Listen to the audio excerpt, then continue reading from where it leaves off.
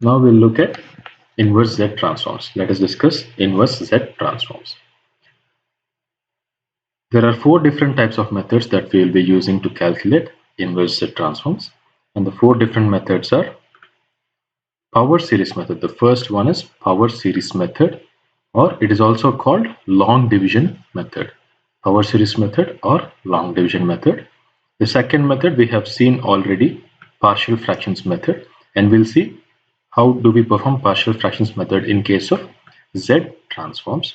The third one is residue method, and the fourth one is convolution theorem method.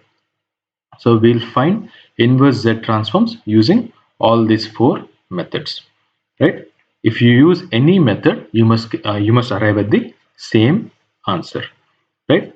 So first, let us look at power series method. Power series method. This method does not result in a closed form solution. Closed form solution means we have seen some signals like a power n into u of n, right? Or cos omega naught n into u of n. These are closed form solutions. Open form solutions will be something like this. F of n is equals to,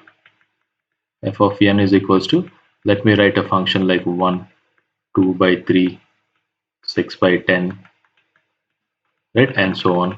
This is a open form solution.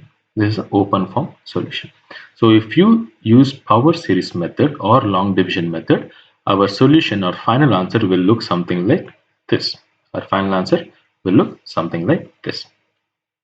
Now, how do we obtain inverse transform using power series method? So first, we have to arrange the numerator and denominator in descending powers of z for right-sided sequences, or in ascending powers of z for left-sided sequences. So based on what kind of sequence we are going to obtain, right, what kind of sequence we have to obtain, we have to arrange the numerator and denominator in descending powers of z or ascending powers of z. Suppose we are given some x of z. And we are asked to find the causal x of n. We are supposed to find the causal x of n. Or if you look at this question here, this is the x of z that is given, and we have to find the inverse of x of z. That is, we have to find x of n, right? And the z transform ROC is shown as mod z greater than 1 by 2. When mod z is greater than 1 by 2, what does it say? My ROC is exterior to some circle with radius 1 by 2. So that means exterior means I must conclude my x of n is going to be causal, right? My x of n is going to be causal. So now I know I am going to find my x of n as a causal sequence. Now, since my x of n is a causal sequence or a right-sided sequence, what should I do? I should arrange the numerator and denominator of x of z in descending powers of z. Descending powers means from greater to smaller powers of z. Suppose I have to find for the anti-causal sequence, that is for the left-sided sequence. Then I will ascend that into ascending powers of z. I will arrange the numerator and denominator as ascending powers of z from small to large, right? This is the most important step to calculate the inverse Z transform using power series method. First, we have to find what is the type of sequence we have to calculate, whether it is right-sided sequence or a left-sided sequence. If it is a right-sided sequence, we have to go for descending powers of Z. If it is a left-sided sequence, we have to go for ascending powers of Z. Now, we'll convert f of z into a power series by performing long division. So how will we perform the long division? We'll see in the next slide. So we'll try and find the inverse z transform of x of z. Now, x of z is nothing but 1 by 6 z inverse of Z inverse divided by 1 minus 1 by 2 Z inverse multiplied with 1 minus 1 by 3 Z inverse. And we have the ROC as mod Z greater than half. Since mod Z is greater than half, that means my x of n is going to be a causal. My x of n is going to be a causal signal. Right? My x of n is going to be a causal signal. Now I'm going to convert this into Z terms, right? I am actually simplifying it in terms of Z. So I'm multiplying with Z square and dividing with Z square, right? Multiplying the numerator and denominator with Z square. So what happens? 1 by 6 into Z inverse into Z square is nothing but 1 by 6 into Z. And in the denominator, I'll multiply this term with Z and this term with Z. So Z minus 1 by 2 and Z minus 1 by 3. Right? Now I am simplifying it further.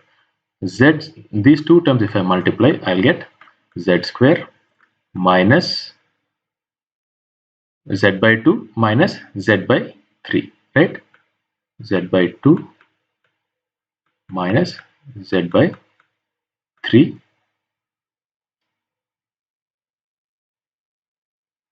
plus 1 by 6 plus 1 by 6. That is my denominator. So if I simplify the denominator, my LCM is 6. So 6Z square, 6Z square minus 3Z minus 2Z. So minus 5Z plus 1 plus 1. This is my denominator and my numerator is 1 by 6. 1 by 6 into Z. So my denominators get cancelled and I have Z by 6Z square minus 5Z plus 1. Right? Now, since x of n is causal, since this is a causal signal, we have found that x of n is going to be a causal signal. How should I arrange my numerator and denominator? In descending powers of z. I should arrange my numerator and denominator in descending powers of z. So this is how I have arranged it in descending powers of z. Now I have to find z divided by 6z square minus 5z plus 1. Right? The traditional division method. My numerator is here and my denominator is here. I'm going to divide my numerator with the denominator and the corresponding coefficient is obtained here. And the corresponding coefficient is obtained there. So now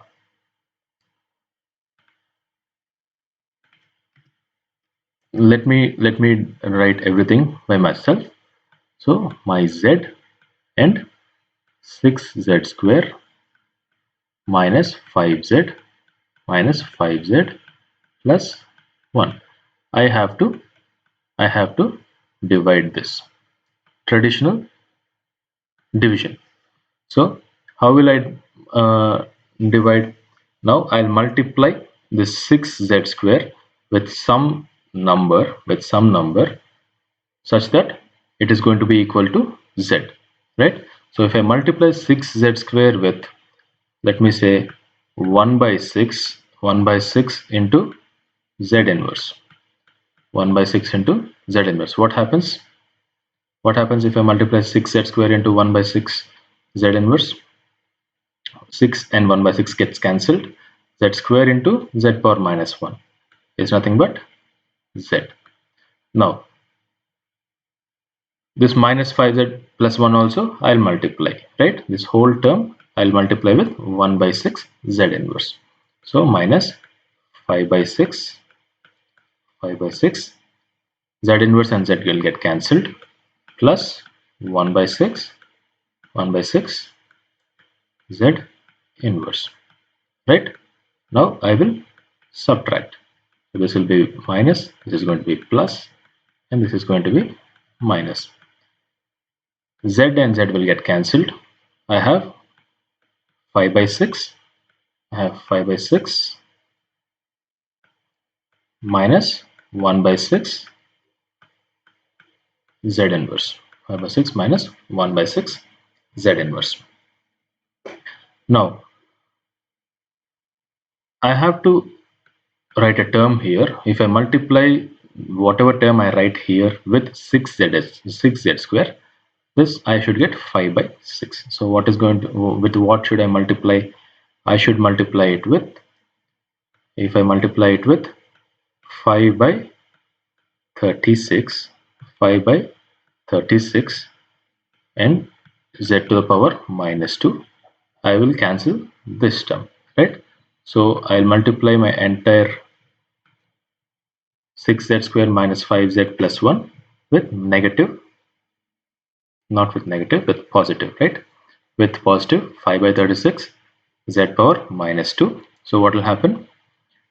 5 divided by 6, 5 divided by 6 minus 25 divided by 36, 25 divided by 36 into z minus 1, z power minus 1 plus 5 by 36, 5 by 36 z to the power minus 2, z to the power minus 2, right? Now again I will subtract,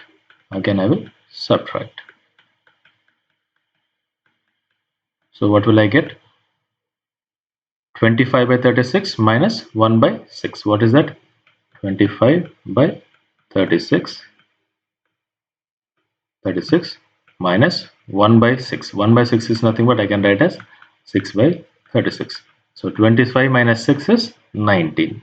So 19 divided by 36 into z power minus 1 minus 5 by 36 into z to the power minus 2, z to the power minus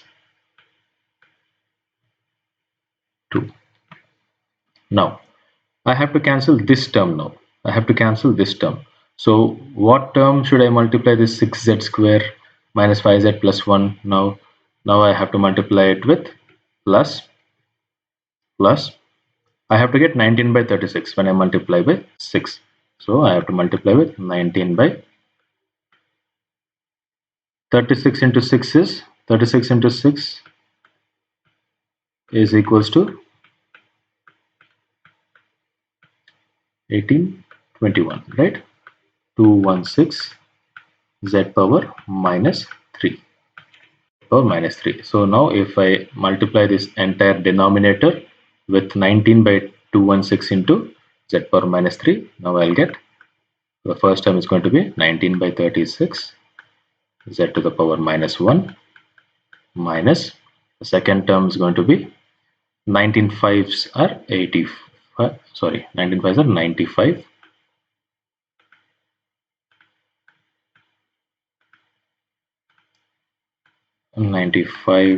by 218 z power minus 2 plus 19 by 21, not 8, it is 216 z power minus 3.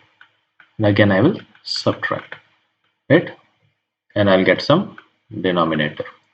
So now I can write my numerator in this term, x of z. So this is my x of z, right? So z divided by this is nothing but whatever I got in my quotient, and this extends, it goes up to infinity, right? It goes up to infinity, right? I got the same answer, 1 by 6 into z inverse plus 5 by 36 into z to the power minus 2 plus 19 by 216 into z to the power minus 3, and so on, right? And so on. This is what I have got. So these two terms were cancelled. Here these two terms were cancelled, and here these are cancelled. Now my x of z is nothing but this is my x of z, right? Z divided by 6z square minus 5z plus 1 is nothing but 1 by 6 z inverse plus 5 by 36 z power minus 2 plus 19 by 216 z to the power minus 3, and so on. What is my definition for x of z originally? It is summation n equals to minus infinite to infinite x of n z to the power minus n. we have already found out that x of n is causal, right? So since x of n is causal, I can write this as 0 to infinity x of n z to the power n. Now if I substitute the values of n inside, what will I get? I'll get x of 0, right? X of 0 plus x of 1, x of 1 z to the power minus 1 plus x of 2 z to the power minus 2 plus x of 3 z to the power minus 3 and so on. X of 3 into z to the power minus 3 and so on. It extends up to infinity. Now if I compare these two, this is my x of z, this is my x of z, right? This is nothing but my x of z, and this is the traditional form of x of z. From definition of x of z, I can expand it for a causal signal and it's going to look like this. So these two I will compare, right? Is there any constant term here? No, there is no constant term. So x of z is nothing, x of 0 is nothing but 0. Now z inverse term, this is a z inverse term. So z inverse, the coefficient of z inverse is nothing but x of 1. So what is x of 1? It is 1 by 6. This is 1 by 6. Similarly, x of 2 is 5 by 36. Right? X of 3 is 19 by 216. And similarly, you can find how many other terms you are supposed to calculate. Generally, it is enough if you can calculate up to 4 or 5 terms. So now I know my x of 0, x of 1, x of 2, x of 3. So I can write my x of n. So what is my x of n? X of n is going to be, at 0 it is 0, at 1 it is 1 by 6, at 2 it is 5 by 6, at 2 it is 5 by 6, and at 3 it is 19 by 216, and it extends, right? Now I can leave it like this. This is correct. This is absolutely right. Or I can also indicate an arrow. This arrow indicates the origin, the x of 0. Where is my x of 0? That is what this arrow indicates. So this is how I will represent the inverse Z transform, right? Inverse Z transform. So the first, before in the previous slide, what did we say? The power series method will not result in a closed form solution. It will result in an open form solution. This is the open form solution. It is not a closed form solution. We'll write it in terms of a sequence of numbers. This is what a power series method. This is how a long division method or power series method is calculated, right?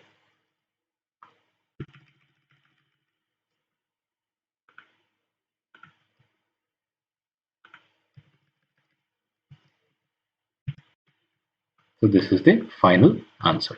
So what did we do in this power series method?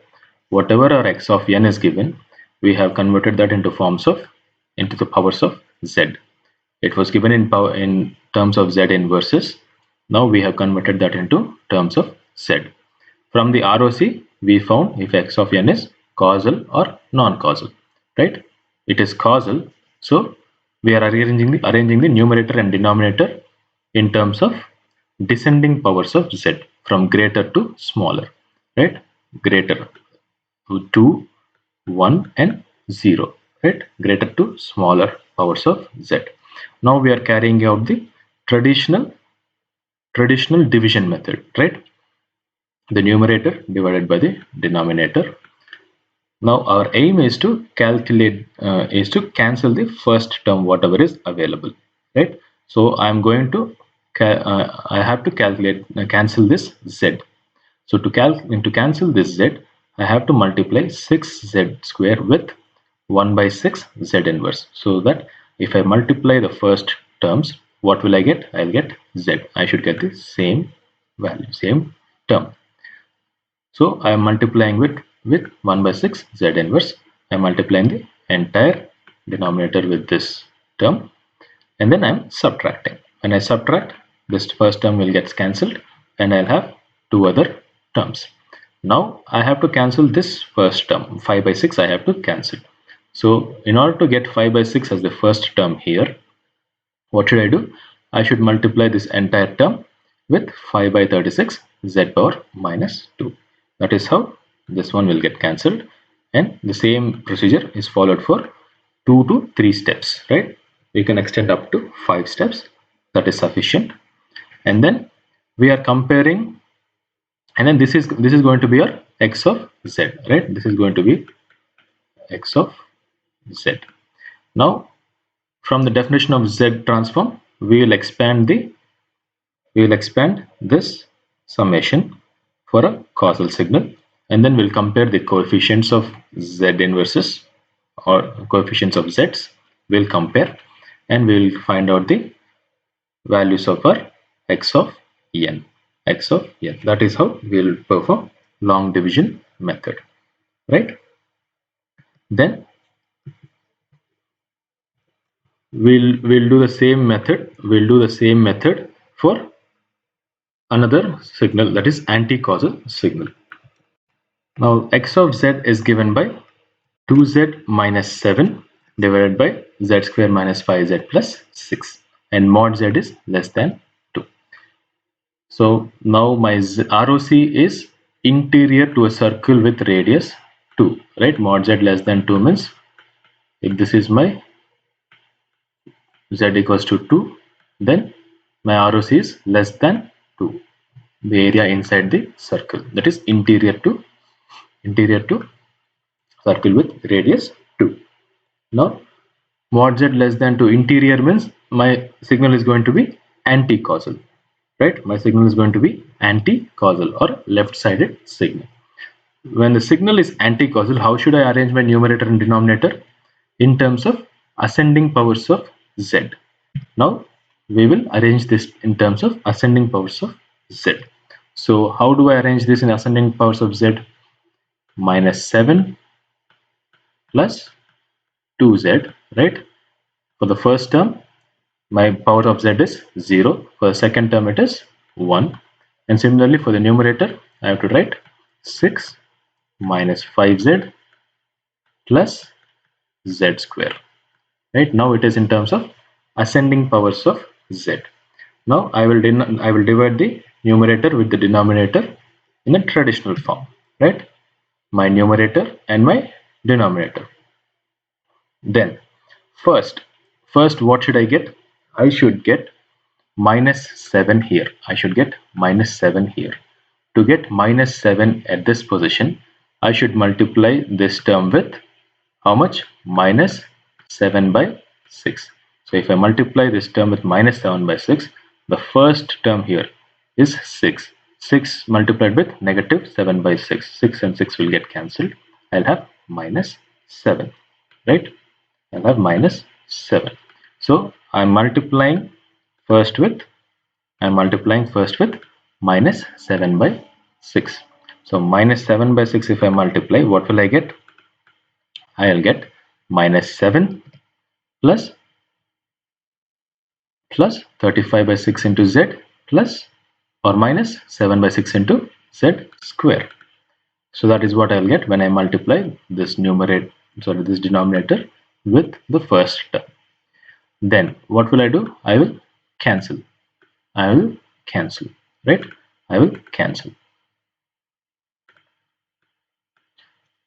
So now I'll subtract. When I subtract, I can cancel this term, and 2 minus 35 by 6z, that is going to be minus 23 by 6z plus 7 by 6 z square. Now my aim is to cancel out this term 23, this term whatever is here, I have to cancel out this term. So I have to multiply 6 with what number?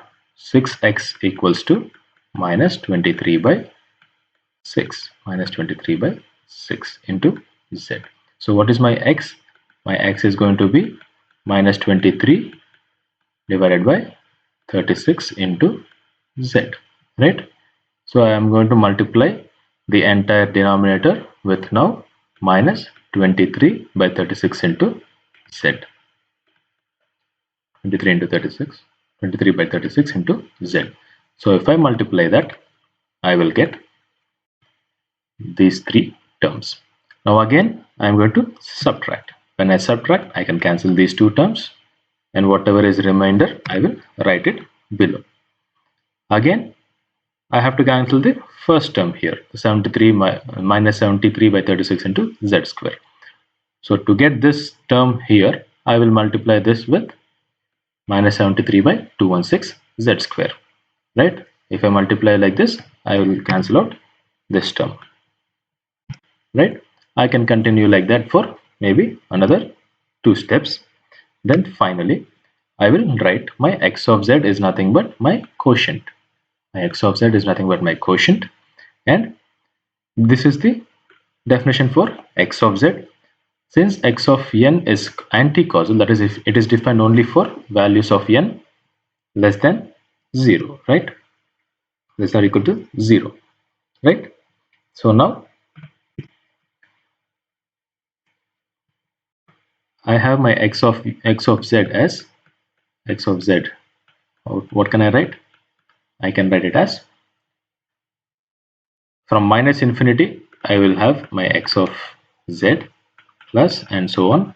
Let us say x of minus 2, x of minus 2 into z square plus x of minus 1, x of minus 1 into z cube, sorry, z power 1 plus x of 0 into z power 0, that is 1, plus x of 1 into z power minus 1, and so on, right? We do not have any negative powers of z, so all this goes to 0. That means I only have these terms.